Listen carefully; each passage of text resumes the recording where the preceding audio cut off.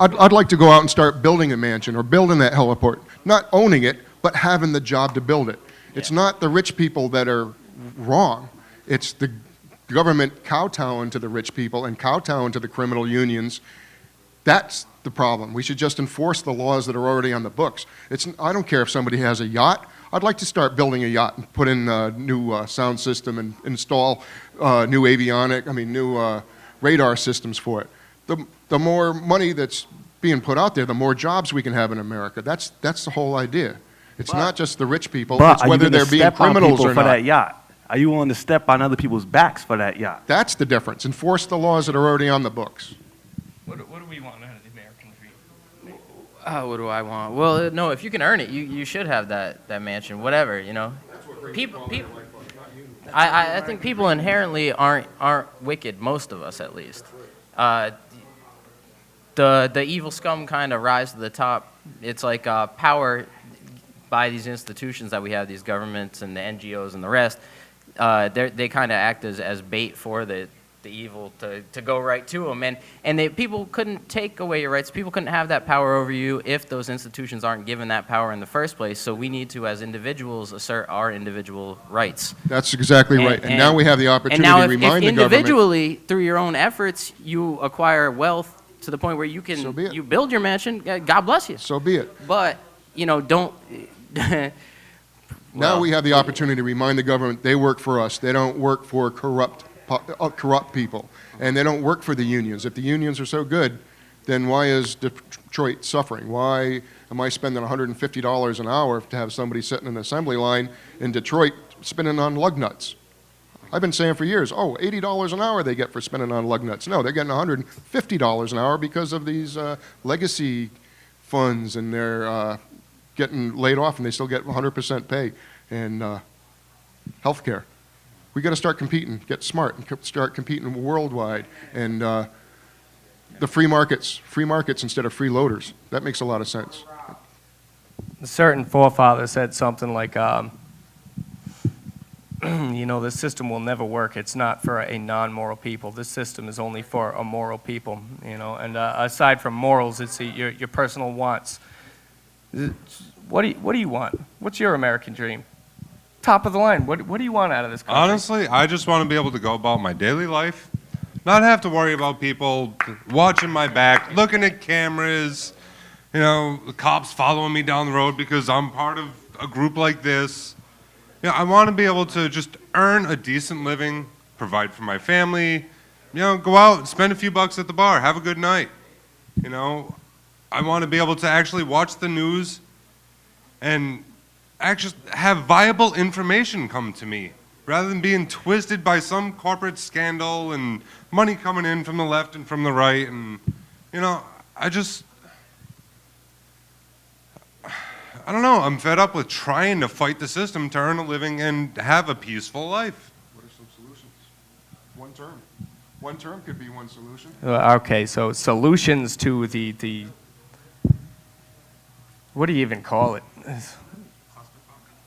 Cluster blank. Solutions, one term for who? One term.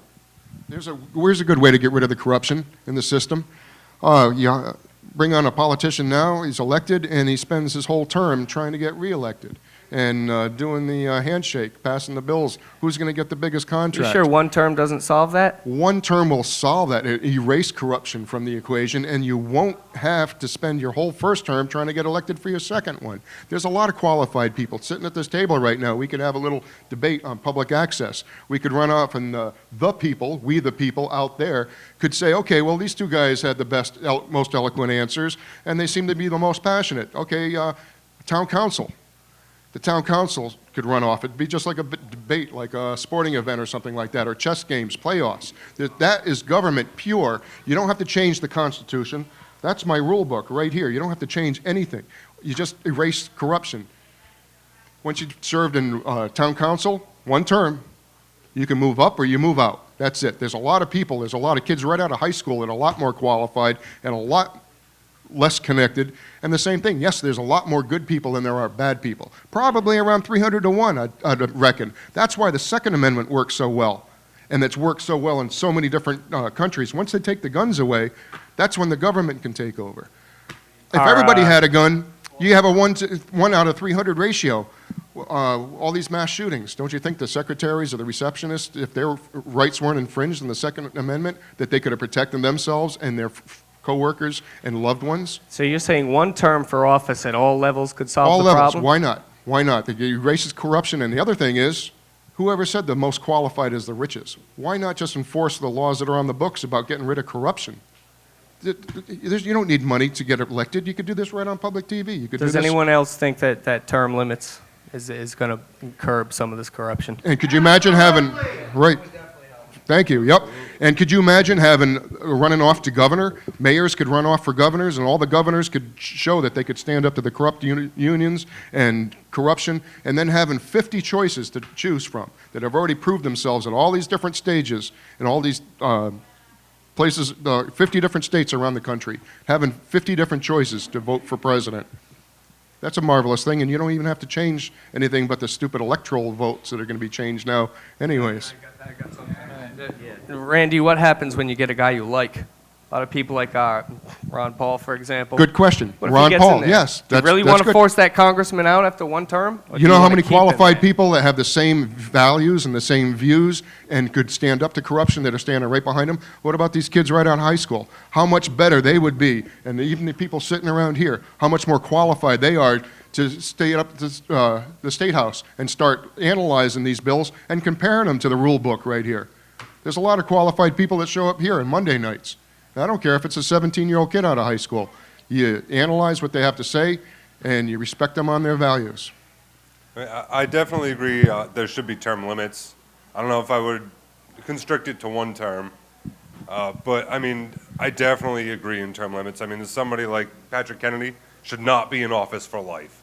And at the rate everything's going, he's going to be. The whole thing about the dynamics of only one term, anything more than one, even if you go to 2 terms, then you're still spending your whole first term trying to get elected to your second term.